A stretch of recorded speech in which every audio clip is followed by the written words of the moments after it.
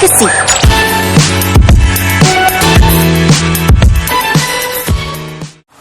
Can I jump in here? Part of my other work is running a gallery, and those of you who were here last night will see some semblance of what I do. I mean, I'm not always dressed this way.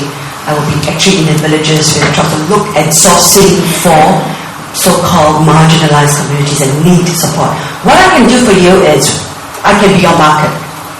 You produce, I sell for you. I also offer my company's creative competence because I have a team of 6 designers to tell you how I want those banners to be done. In fact, we are working with Homespun, Catherine, who is one of, I don't know whether you know, she does the same thing.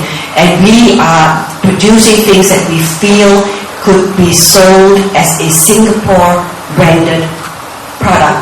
And I'll go to Dr. Teo Mayer for his 2009 brisk walking event.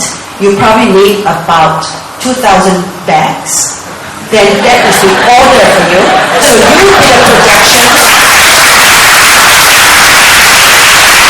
And then Robert will then weave your story to look at the whole process of the supply chain, how that was done, how you then, and I think Pauline Mo is here from MCYS. Pauline, stand up.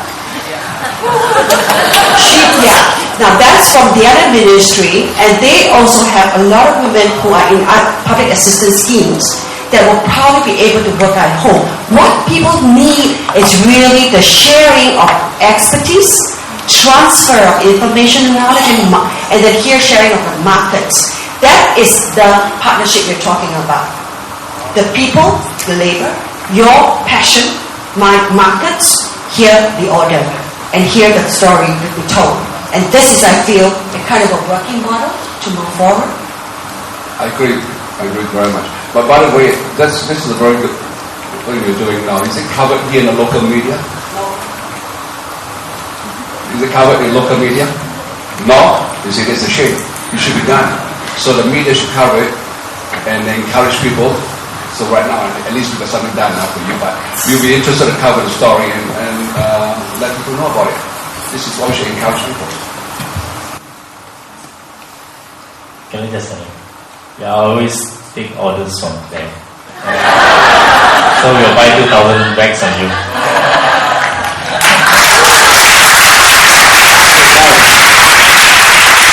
As a community, we are always very supportive of social enterprise. We try our best not to support social enterprise. I think what I can do is I can speak to your Mayor Zai, to at least continue supporting you until you are able to be self-sustaining. I think what we want is to see the social enterprise able to sustain on your own, in the long run. Normally it takes about 3-4 years to sustain, to build capabilities to sustain that enterprise. So I think rest assured, we are fully behind supporting people who have taken initiatives to do good for the community. The mayors are 100% behind that. So we do what we can in terms of supporting our own. For example, in Northwest, anyone who comes forward to ask for a proposal on social enterprise, especially for environment, we champion environment, we champion healthy lifestyle, we champion skills training. So these are the key areas, even us in culture. So if you have any business proposals, social enterprise proposals in these areas, we are more than happy. I've set aside, for example, on the environment, we set aside $100,000 aside just to support any one who would like to do something, set a social enterprise for the environment. So similarly, we have recently set up another fund, which is an Explore Fund. It's a venture fund for young people who would like to start something. It can be an interest group if you like to champion for the good of the community.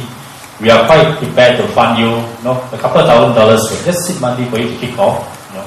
So these are all the platforms which we can provide to encourage social entrepreneurs to actually explore their ideas. I will not use the word failures. I think I will let you explore, let you try out the different ventures. So we are quite happy to explain to our auditors that you have tried it out, it didn't work, doesn't matter.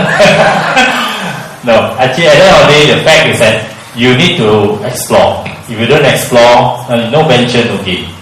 So I believe in that. Yeah, because SIP was mentioned quite a bit in this conversation itself. I thought I'd like to just make a few points clear and also do a reverse, what do you call that? A reverse challenge or a reverse request. And that is, perhaps there is still some confusion on the ground about what SIP really is. First of all, I'm very proud to say that SIP is quite fiercely independent, as in impartial, and it is a completely bottom-up organization. It's a grassroots organization formed by the people, moved by the people, and for your information, including this forum and all, underwritten by the people. The government, especially in terms of MCYS, does give us some form of support, but it is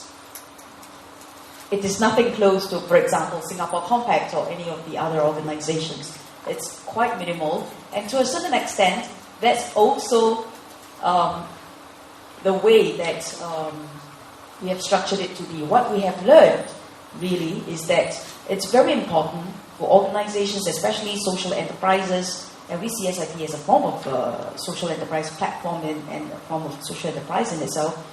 So one of the things that we've learned from our board is that when you do it bottom-up, when you do it grassroots, one of the things that does happen is that you need to have a passionate driver. Even better if you have a team of passionate drivers who's willing to put aside a lot of time, a lot of effort, and hopefully even drive it full-time. That, I think, is a basic requirement. And second, you've got to find your social concerns and your causes that you are advocating. In the case of SIP, the difficulty, I think, for a lot of people is that it is like a platform. So, we don't advocate a specific cause, as in physically disabled or intellectually disabled, but our cause is that of a more inclusive, sustainable, and better world, and whatever that means to anyone. So, we have set ourselves up really to be, as exactly what Claire said, it's a platform to bring together the different collaborators, possible collaborators, partnerships from the 3P, people, public, and private sector. And obviously, what that means is that we have a whole series of continuous engagement throughout the year in the form of SIP Giants in Conversation, SIP Chatterbox, which is like a social support network for social enterprises, and also the Pop and Talent Hub, which is an incubation center for social entrepreneurs, and currently we have about 60 of them under that. And we also, in the midst, of course, we produce some, or we collaborate with some media partners. For example, on this program, we collaborated with SPH Online so that they can churn out quite a number of stories for us and put it on online TV. We also collaborated with CNA some time back to make the 8-episode Changemaker series that featured 8 local and 8 international social entrepreneurs, and so on and so forth. Now, what I want to therefore say, make one point before I give you the reverse challenge itself, is that this year we have designed the Global Social Innovators Forum a little differently from the past. In the past, our first E was the most important, which is educate, because the concept of social entrepreneurship is too new and therefore it takes a lot more talking and awareness raising and all. This year we're talking about empowerment and enhancement, because we want all of us here to come into a community of change makers, which is why in our program design itself, you will see that other than the plenary sessions itself, you get into small workshops, not big workshops, but small workshops, so that we have maximum time to talk to each other.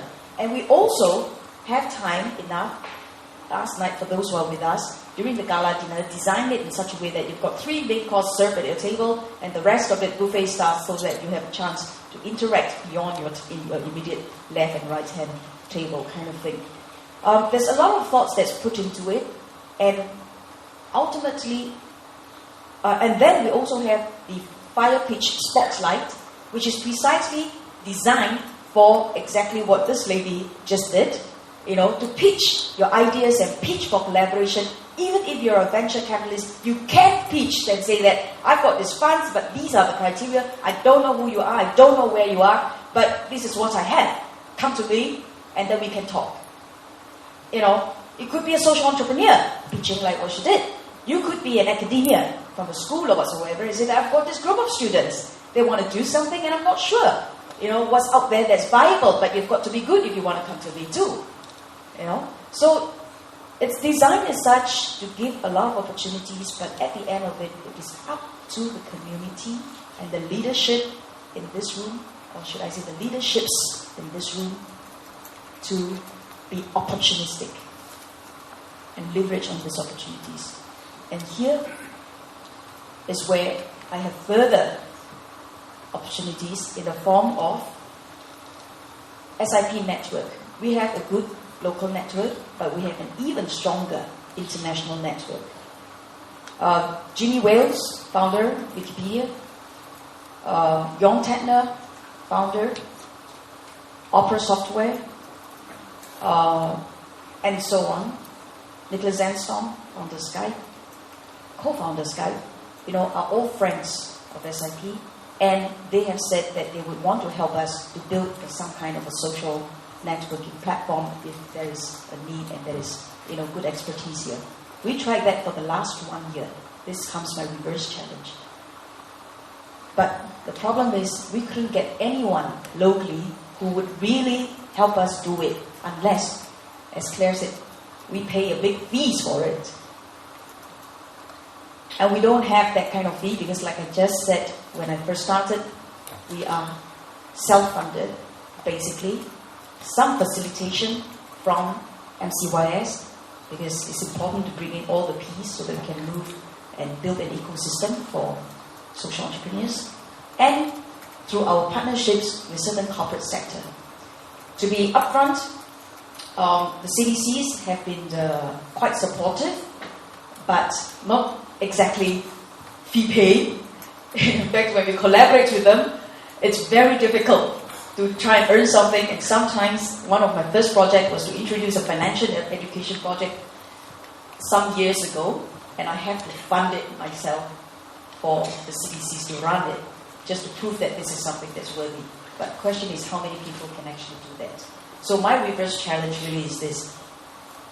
SIP can be the platform. SIP want to be the platform. We now have a community. All of you will be put into a sort of a database. We try to build a website where you can continue to interact with each other. We will continue to have our Giants of Conversation, our Chatterbox series. We have a Pop and Talent Hub over at Vivo City, running for the last 2 years, with stalls, 35 stalls available for your use if you have a good social cause and good products.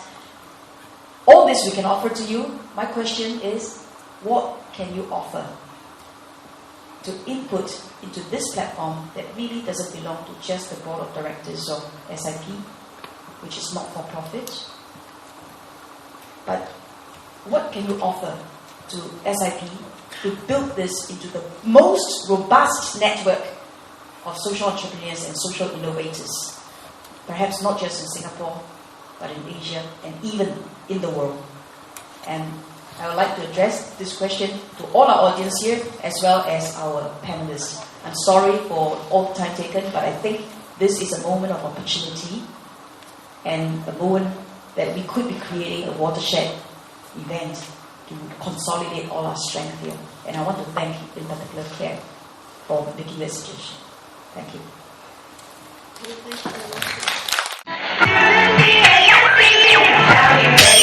Take a seat.